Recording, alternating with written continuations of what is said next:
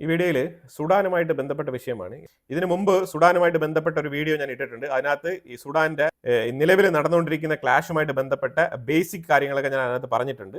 ആ വീഡിയോ കണ്ടവർക്ക് ഇത് കുറച്ചുകൂടെ ബെറ്റർ ആയിട്ട് മനസ്സിലാക്കാൻ പറ്റും. കാണാത്തവർക്ക് വേണമെങ്കിൽ ലിങ്ക് ഞാൻ ഡിസ്ക്രിപ്ഷനിൽ വെച്ചേക്കാം, അല്ലെങ്കിൽ ഫസ്റ്റ് കമന്റിൽ പിൻ ചെയ്യാം. നിങ്ങൾ അത് നോക്കിക്കഴിഞ്ഞാൽ നിങ്ങൾക്ക് ഇതിന്റെ ബേസിക് മനസ്സിലാവും. ഇപ്പോൾ ഇത് അതിന്റെ നെക്സ്റ്റ് ലെവൽ എന്ന് പറഞ്ഞാൽ ഈ RSF എന്ന് പറഞ്ഞ ഇപ്പം 2 സംഘടനകൾ അവിടെ ഉണ്ട്.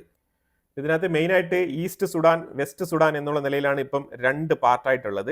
സൗത്ത് സുഡാൻ ഓൾറെഡി തന്നെ സെപ്പറേറ്റ് ആയി, അത് വേറൊരു രാജ്യമായിട്ട് തന്നെ മാറിയ സ്ഥിതിക്ക് ഇപ്പം നമുക്ക് അത് സബ്ജക്റ്റിലില്ല.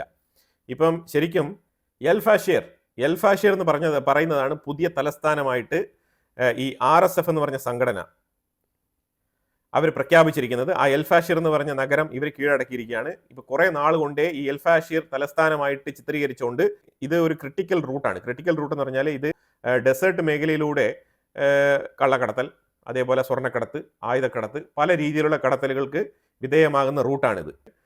ഇത് കംപ്ലീറ്റ്ലി സെക്യൂർ ആയിട്ട് ഈ RSFന് കീഴിലാണ് ഈ ഏരിയ മൊത്തം പ്രവർത്തിക്കുന്നത്. ഇതിനകത്ത് ഞാൻ കാണിക്കുന്ന മാപ്പിൽ നിങ്ങൾ നോക്കി കഴിഞ്ഞാൽ ഈ വയലറ്റ് കളറിൽ മാർക്ക് ചെയ്തിരിക്കുന്ന സ്ഥലങ്ങൾ മൊത്തം ഇപ്പം RSF എന്ന് പറഞ്ഞ സംഘടനയുടെ കീഴിൽ പ്രവർത്തിക്കുന്നതായിട്ടാണ് മനസ്സിലാക്കാൻ പറ്റുന്നത്. നേരെ മറിച്ച് ഇപ്പുറത്തെ സൈഡിൽ, ഈസ്റ്റേൺ സൈഡിലുള്ള ആ ഒരു സുഡാൻ എന്ന് പറയുന്നത് ഗവൺമെന്റിന്റെ ഫോഴ്സ്, അതായത് SAF, സുഡാൻ ആംഡ് ഫോഴ്സ് എന്ന് വിളിക്കപ്പെടുന്ന SAFന്റെ കീഴിലാണ് ഇതെല്ലാം പ്രവർത്തിക്കുന്നത്. ഇപ്പൊ 2 ലീഡറുകൾ തമ്മിലുള്ള ഒരു മത്സരമാണ്. 2 ലീഡറുകളും തമ്മിൽ അവരവരുടെ കയ്യിലുള്ള സ്വർണ്ണക്കനികൾ അവർക്ക് എങ്ങനെ ഉപയോഗിക്കാം എന്നുള്ളതിനെ കുറിച്ചുള്ള ആ ഒരു സ്വാർത്ഥതയിൽ നിന്നും തുടങ്ങിയ ഒരു യുദ്ധമാണെങ്കിലും നിലവിൽ ഇത് അന്താരാഷ്ട്ര തലത്തിൽ ശ്രദ്ധിക്കപ്പെടുന്നത് മറ്റൊരു രീതിയിലാണ്. മറ്റൊരു രീതിയിൽ പറഞ്ഞാൽ സുഡാനിന് ഇനി 2 പാർട്ടായിട്ട് തിരിക്കുക എന്നുള്ളതാണ് ഇതിന്റെ സൊല്യൂഷൻ. ഇതിനകത്ത് ഇനി മറ്റുള്ള രാജ്യങ്ങൾ ഇടപെട്ടുകൊണ്ട് ഒരു മീഡിയേഷൻ വരുമോ എന്ന് ചോദിച്ചു കഴിഞ്ഞാൽ അതിന്റെ സാധ്യത ഒരു 20% മാത്രമാണ്. ഏത് മീഡിയേഷൻ നടന്നാൽ തന്നെയും ഇത് 2 സ്റ്റേറ്റുകളായിട്ട് തന്നെ ഇനി നിലനിൽക്കും. ഇത് അങ്ങോട്ടും ഇങ്ങോട്ടും ഇനി മെർജ് ചെയ്യുന്നത് നടക്കുന്ന കാര്യമല്ല എന്നാണ് പറയുന്നത്. നിലവിൽ ഒരു ട്രാൻസിഷൻ പീരിയഡ് എന്നുള്ള നിലയിലാണ് ഒരു 10 വർഷത്തേക്ക് ടൈം ലൈൻ ചോദിച്ചിട്ട് ഇവർ രണ്ടുപേരും 2 സെപ്പറേറ്റ് ഗ്രൂപ്പായിട്ട് നിന്നിരുന്നത്. പക്ഷേ ഇപ്പം ഈ ട്രാൻസിഷൻ പീരിയഡ് ഒരിക്കലും ഫുൾഫിൽ ചെയ്യാൻ വിടാത്ത രീതിയിലാണ് യുദ്ധം അങ്ങോട്ടും ഇങ്ങോട്ടും നടക്കുന്നത്. അതായത് 2 ലീഡേഴ്സിനും അധികാരം വിട്ടുകൊടുക്കാനുള്ള താല്പര്യമില്ല. അവരുടെ ലിമിറ്റേഷൻസിന് അപ്പുറം ഇപ്പം കാര്യങ്ങൾ എത്തിപ്പെട്ടിരിക്കുന്നുള്ളതാണ് ഇത് മനസ്സിലാക്കാൻ പറ്റുന്നത്. ഇതിനകത്ത് ലക്ഷക്കണക്കിന് ആൾക്കാർ അവിടെ പെരുന്നാൾ ആഘോഷിക്കുന്നുണ്ട്. ഈ പെരുന്നാൾ എന്ന് ഞാൻ ഉദ്ദേശിക്കുന്നത് ബലി പെരുന്നാളാണ്. ആ രീതിയിലാണ് അവിടുത്തെ സ്ഥിതി. പെരുന്നാളിന് ആടിനെയാണ് ഇറക്കുന്നുണ്ടെങ്കിൽ ഇവിടെ നേരെ മറിച്ച്, അത്രയേ ഉള്ളൂ. ആ രീതിയിലാണ് സുഡാന്റെ അവസ്ഥ. ഈ എൽ ഫാഷിർ എന്ന് പറഞ്ഞ ഈ ഒരു സ്ഥലത്തിന്റെ വീഴ്ച അതോട് തന്നെ ഉറപ്പിച്ചു കഴിഞ്ഞു. സുഡാൻ ഭരണകൂടത്തിന്റെ ഈ SAF എന്ന് പറഞ്ഞ സംഘടന സുഡാന്റെ ഒഫീഷ്യൽ ആർമിയാണെന്ന് പ്രഖ്യാപിച്ചുകൊണ്ട് അവർ യുദ്ധം നടത്തിക്കൊണ്ടിരുന്ന ആ ഒരു സംഘടന ശരിക്കും ട്രാൻസിഷൻ പീരീഡാണ്. ഇവരെ ഗവൺമെന്റ് എന്നും അവരെ നോൺ ഗവൺമെന്റ് എന്നും വിളിക്കാൻ പറ്റാത്ത ഒരു സാഹചര്യമാണ്. ഇവർ ആയുധധാരികളായിട്ടുള്ള ആൾക്കാർ കുറെ സ്ഥലം പിടിച്ചു വെച്ചുകൊണ്ട് ഇതെല്ലാം ഞങ്ങളുടെയാണ് എന്ന് പറഞ്ഞ അവകാശവാദമാണ് ഉന്നയിക്കുന്നത്. അത് അറബ് ഒറിജിനാണ് അവർ ഉദ്ദേശിക്കുന്നത്. അതായത് അറബികളായിട്ടുള്ള ആൾക്കാർക്കാണ് അവിടെ പ്രാധാന്യം കൂടുതൽ വേണ്ടതെന്നാണ് അവരുടെ നിലപാട്. അപ്പോൾ ഈ അറബികളാണ് ഈ ഒരു വെസ്റ്റ് സുഡാൻ എന്നുള്ള നിലയിൽ ഈ സ്ഥലങ്ങളൊക്കെ ക്യാപ്ചർ ചെയ്ത് വെച്ചിരിക്കുന്നതും അവർക്കാണ് അവിടെ ഡോമിനൻസ്. ഈ RSF എന്ന് പറഞ്ഞ സംഘടന പല ഗ്രാമങ്ങളിലും ചുമതല ഏറ്റെടുത്ത് കഴിഞ്ഞു എന്നാണ് വാർത്ത. ഇപ്പൊ എൽ ഫാഷിർ എന്ന് പറഞ്ഞ ഈ ഒരു സിറ്റിക്ക് കണക്ഷൻസ് ഉണ്ട്. ലിബിയ, ചാഡ് എന്നീ രാജ്യങ്ങളുമായിട്ടാണ് ഏറ്റവും കൂടുതൽ ബന്ധിപ്പിച്ച് കിടക്കുന്നത് ഈ എൽ ഫാഷിർ ആയിരിക്കും ഇനി പുതിയ തലസ്ഥാനം ഈ വെസ്റ്റ് സുഡാൻ നയിക്കുന്ന ടീമുകൾക്ക്, അതായത് RSFന്റെ സംഘടനയ്ക്ക്.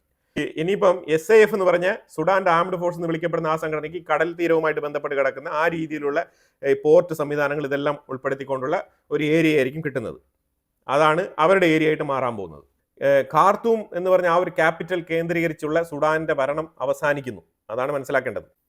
ഈ അറബിസം എന്ന് പറയുന്നത് അറബികൾക്ക് വേണ്ടിയിട്ട് RSF നിലകൊള്ളുമ്പോൾ ഇപ്പുറത്ത് ഗോത്രവർഗ്ഗങ്ങളാണ്. ഈ ഗോത്രവർഗ്ഗങ്ങളിൽ 2-3 ഗോത്രങ്ങളുടെ പേര് ഞാൻ സ്പെസിഫിക് ആയിട്ട് എടുത്ത് പറയാം. ഫർ ഗോത്രക്കാർ എന്ന് പറഞ്ഞൊരു ഗോത്രമുണ്ട്, സഗാവ എന്ന് പറഞ്ഞൊരു ഗോത്രമുണ്ട്, മാസാലിത്ത് എന്ന് പറഞ്ഞ ഗോത്രമുണ്ട്. ഇത്തരത്തിൽ പല ഗോത്രങ്ങളുണ്ട് സുഡാന്റെ ഉള്ളിൽ. സുഡാനിലെ ഈ രീതിയിലുള്ള ഒത്തന്റിക് ആയിട്ടുള്ള ഗോത്രവർഗത്തിനെ അടിച്ചമർത്തുക എന്നുള്ളതാണ് ഈ അറബിസം കൊണ്ട് ഉദ്ദേശിക്കുന്നത്. അറബിസമാണ് ഇപ്പൊ ഇവരെ അടിച്ചമർത്തിക്കൊണ്ടിരിക്കുന്നത്. ഇപ്പൊ ഇതിനകത്ത് ഈ SAFനെ പിന്തുണയ്ക്കുന്നത് ഈജിപ്റ്റ് പോലത്തെ രാജ്യങ്ങളാണ്. ഈജിപ്തിന്റെ പേടി എന്ന് പറഞ്ഞാൽ നൈൽ റിവറിന് ഒരു ഭീഷണിയായിട്ട് സുഡാൻ മാറാനുള്ള സാധ്യതയുണ്ട്. അപ്പൊ അതുകൊണ്ടാണ് ഈജിപ്റ്റ് ഈസ്റ്റ് സുഡാനെ നിയന്ത്രിക്കുന്ന SAF എന്ന് പറഞ്ഞ സംഘടനയാണ് ഈജിപ്റ്റ് സപ്പോർട്ട് ചെയ്യുന്നത്. അതേസമയം തുർക്കി, UAE പോലത്തെ രാജ്യങ്ങളെല്ലാം RSFനെയാണ് സപ്പോർട്ട് ചെയ്യുന്നത്. തുർക്കിയുടെ ആയുധങ്ങളൊക്കെ RSF നല്ല രീതിയിൽ വാങ്ങിച്ച് ഉപയോഗിക്കുന്നുണ്ട്.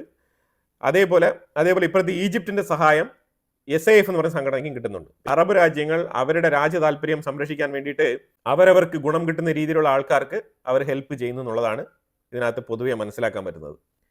ഇപ്പൊ ഇതിനകത്ത് ഓപ്ഷൻ എന്ന് പറയുന്നത് ഒന്ന് ഈ RSFനെയും SAFനെയും സെപ്പറേറ്റ് ആയിട്ട് ചർച്ചയ്ക്ക് വിളിച്ച് ഇവർക്ക് ഡോമിനേഷനുള്ള ഏരിയ, അവർക്ക് ഡോമിനേഷനുള്ള ഏരിയ, ഇത് രണ്ടും വേർതിരിച്ച് രണ്ട് മെയിൻ സ്റ്റേറ്റുകളായിട്ട് നിലനിർത്തിക്കൊണ്ട്, അത് രണ്ട് ഫെഡറൽ സ്റ്റേറ്റുകളായിട്ട് നിലനിർത്തിക്കൊണ്ട് സുഡാൻ എന്നുള്ള ഒരു ഒറ്റ രാജ്യമായിട്ട് ഇതിനെ പ്രഖ്യാപിച്ചുകൊണ്ട് സെപ്പറേറ്റ് ഓട്ടോണമി എന്നുള്ള നിലയിൽ മുന്നോട്ട് പോകാം. ഇത് ഓപ്ഷൻ നമ്പർ 1. രണ്ടാമത്, പുറത്തുള്ള രാജ്യങ്ങളെ വിളിച്ച് ഒരു മീഡിയേഷൻ കമ്മിറ്റി രൂപീകരിച്ച് ഒരു മീഡിയേഷൻ കൊണ്ടുവന്നിട്ട് രണ്ടുപേരും യുദ്ധം നിർത്തി സീസ് ഫയർ ആക്കിയിട്ട് നിലവിലുള്ള സ്ഥിതി അങ്ങനെ തന്നെ, സ്റ്റേറ്റസ് കോ അങ്ങനെ തന്നെ തുടരുക. അതാണെന്നുണ്ടെങ്കിൽ നിലവിലെ അവസ്ഥ വെച്ച് നോക്കുകയാണെന്നുണ്ടെങ്കിൽ RSFും ആയുധങ്ങൾ, കുറച്ച് ആയുധങ്ങൾ റഷ്യൻ സൈഡിലുള്ള കുറച്ച് ആയുധങ്ങളൊക്കെ SAFന്റെ സൈഡിലുണ്ടെങ്കിലും ഈ RSF കുറച്ചുകൂടെ എഫക്റ്റീവായിട്ട് സമ്പന്നമായിട്ടുള്ള പ്രദേശങ്ങൾ കയറി പിടിക്കാനുള്ള സാധ്യത വളരെ കൂടുതലാണ്.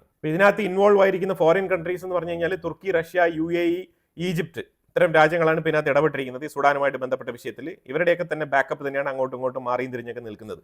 പിന്നെ ഇതിനകത്ത് മെയിനായിട്ട് നമ്മൾ പറയേണ്ട കാര്യം വെച്ചാൽ ഇതിനകത്ത് രണ്ട് നേതാക്കളുടെ പേര് ഞാൻ ഓൾറെഡി പറഞ്ഞിട്ടുണ്ട്. അബ്ദുൽ ഫത്ത അൽ ബുർഹാൻ എന്ന് പറഞ്ഞ വ്യക്തി, അയാൾ SAFന്റെ ലീഡറാണ്. SAFനെ അയാളാണ് നയിക്കുന്നത്. ട്രാൻസിഷൻ കാലഘട്ടത്തിലൂടെയാണ് ഇപ്പോൾ കടന്നു പോകുന്നത്. അപ്പോൾ അതുകൊണ്ട് ഇയാൾ തന്നെയാണ് ഭരിച്ചുകൊണ്ടിരുന്നത്. പക്ഷേ ഇപ്പം അയാൾക്ക് ഒഫീഷ്യലി എൻ്റയർ സുഡാന്റെ ലീഡർഷിപ്പിന്റെ പൊസിഷൻ ഇല്ല. SAFനെ മാത്രം കൺട്രോൾ ചെയ്യുന്ന താൽക്കാലികമായിട്ട് ഒരു ട്രാൻസിഷൻ ലീഡർ എന്നുള്ള ചുമതലയാണ് ഇയാൾ വഹിക്കുന്നത്. മുഹമ്മദ് ഹംദാൻ ഡഗാലോ, ഇയാളാണ് RSFനെ നയിക്കുന്നത്. അപ്പോൾ ഇങ്ങനെയുള്ള ഈ രണ്ട് നേതാക്കളുമാണ് ഇനി തീരുമാനിക്കേണ്ടത്. സുഡാൻ പരിതാപകരമായ അവസ്ഥയിലൂടെ നീങ്ങുകയാണ് മുന്നോട്ട്. സ്വർണം ഏറ്റവും കൂടുതൽ അവർ ഇപ്പം ഖനനം ചെയ്യുന്നുണ്ട്. അതുപോലെ തന്നെ കോപ്പർ ആയിക്കോട്ടെ, യുറേനിയം, അയൺ, പല റെയർ എർത്ത് എലമെന്റ്സ് അവിടെ നിന്ന് കിട്ടുന്നുണ്ട്. ഇതുകൊണ്ട് തന്നെ പല രീതിയിൽ, അത് യുദ്ധം തുടങ്ങിയ ശേഷം ഏറ്റവും കൂടുതൽ അവിടെ മൈനിങ് ആണ് ശക്തിപ്പെട്ടിരിക്കുന്നത്. നിലവിലുള്ള ഒരു കണക്കനുസരിച്ച് അൽ ജസീറ ഉൾപ്പെടെയുള്ള മാധ്യമങ്ങളാണെങ്കിൽ അവർ ഈ ഈസ്റ്റേൺ സുഡാനെ സപ്പോർട്ട് ചെയ്യുന്ന, SAFനെ സപ്പോർട്ട് ചെയ്യുന്ന രീതിയിലുള്ള വാർത്തകളാണ് അവർ പുറത്തുവിടുന്നത്. അപ്പോൾ അതുകൊണ്ട് അവർ അവരുടെ റിപ്പോർട്ടിൽ പറഞ്ഞിരിക്കുന്നത് ഏതാണ്ട് 15,000 ആൾക്കാർ ഇതുവരെ കൊല്ലപ്പെട്ടിട്ടുണ്ട് എന്നുള്ള വാർത്തയാണ് അവർ പറയുന്നത്. പക്ഷേ ഒരു സൈഡിൽ BBC ഉൾപ്പെടെയുള്ള മാധ്യമങ്ങളൊക്കെ നമ്മൾ നോക്കിക്കഴിഞ്ഞാൽ അവർ ലക്ഷക്കണക്കിന് ആൾക്കാർ കൊല്ലപ്പെട്ടിട്ടുണ്ട്, അതിനെക്കുറിച്ചുള്ള വാർത്തകളൊന്നും ഡീറ്റെയിൽ ആയിട്ട് പുറത്തു വരുന്നില്ല, ഡോക്യുമെന്റേഷൻ ചെയ്യപ്പെട്ടിട്ടില്ല എന്നുള്ള രീതിയിലുള്ള ക്ലെയിമാണ് അവർ ഉന്നയിക്കുന്നത്. പിന്നെ യൂറോപ്യൻ സൈഡിൽ നിന്നുള്ള മാധ്യമങ്ങളാണെന്നുണ്ടെങ്കിൽ അവർ തികച്ചും 20,000, 25,000, 30,000 ആ ഒരു റേഞ്ചിലുള്ള കണക്കാണ് പറയുന്നത്. പക്ഷേ ഇതിനകത്ത് എന്ത് തന്നെ ആയാൽ തന്നെയും രണ്ട് സൈഡിലും കാഷ്വാലിറ്റീസ് നല്ല രീതിയിലുണ്ട് എന്ന് തന്നെയാണ് മനസ്സിലാക്കാൻ പറ്റുന്നത്. നിലവിലുള്ള ഒരു വാർത്ത എന്ന് പറഞ്ഞാൽ അൽ ഫാഷിർ എന്ന് പറഞ്ഞ ആ ഒരു സ്ഥലം കീഴടക്കിയിരിക്കുകയാണ് ഈ RSFന്റെ സംഘടന. ഇതുകൊണ്ടാണ് ഇപ്പം ഇതിനകത്ത് ഞാൻ കുറച്ച് വീഡിയോ ഫുട്ടേജസ് ഞാനിവിടെ ആഡ് ചെയ്യുന്നുണ്ട്. അത് കണ്ടു കഴിയുമ്പോൾ നിങ്ങൾക്ക് വളരെ വ്യക്തമായിട്ട് മനസ്സിലാക്കാൻ പറ്റും. ഇപ്പം ഞാൻ പറഞ്ഞ വിഷയങ്ങളൊക്കെ തന്നെയാണ് ആ വീഡിയോയിൽ എക്സ്പ്ലെയിൻ ചെയ്യുന്നത്. പക്ഷേ നിങ്ങൾ നേരിട്ട് കാണുമ്പോഴത്തേക്കും നിങ്ങൾക്ക് കുറച്ചുകൂടെ കാര്യങ്ങളെ വ്യക്തമായിട്ട് മനസ്സിലാക്കാൻ പറ്റുന്നതാണ്. How the city of El Fashions 2023 say they have agreed to a proposal for a humanitarian truce put forward by mediators. This comes days after they captured the major city of El Fasher, pushing the army out of its last stronghold in the western Darfur region. The paramilitary has been accused of mass killings, looting, and sexual violence. Millions have been displaced by the fighting. This is a gold mine in northern Sudan. Sudan is the third largest gold producer in all of Africa, behind South Africa and Ghana. Gold makes up 70% of its exports, and it's estimated 85% of that comes from small-scale mining, not large industrial operations. The country's officially declared gold production has nearly doubled since the start of the war, 65 tons of bullion last year, but the real figure is estimated to be much higher. Analysts say most of the illicitly exported gold is smuggled abroad by the paramilitary RSF. Sudan has gold deposits across various regions. These include the Red Sea Hills, the Nuba Mountains and Darfur. Then there's copper, found mainly in the Red Sea Hills and the Nuba Mountains. Copper is increasingly valuable because it is vital for the AI and tech boom. Sudan has uranium deposits in several areas, including the Nuba Mountains, Darfur and along the border with Central African Republic. Sudan also has significant iron ore deposits, particularly in Darfur, Kordofan and the Red Sea Hills. And there are rare earth deposits, especially in the Nuba Mountains and the Red Sea regions. Perhaps Sudan's most obvious natural resource is the River Nile. The Blue and White Niles merge in Khartoum. The river is crucial for agriculture and the production of hydroelectric power. Sudan also possesses significant oil reserves, especially in its southern regions. Some oil reserves were lost when South Sudan gained independence in 2011, but China is a major investor in Sudan's oil. It is transported through pipelines to Port Sudan, a northern city of huge strategic importance, giving access to the Red Sea and international markets. അപ്പോൾ എന്തായാലും ഈ വിഷയത്തിൽ കൂടുതൽ developments വരുന്ന മുറയ്ക്ക് ഞാൻ update ചെയ്യാം. ഇതിനെക്കുറിച്ചുള്ള അഭിപ്രായങ്ങൾ കമന്റ് ബോക്സിൽ രേഖപ്പെടുത്തുക. കൂടുതൽ വാർത്തകളുമായിട്ട് അടുത്ത വീഡിയോയിൽ വരാം. Thank you so much.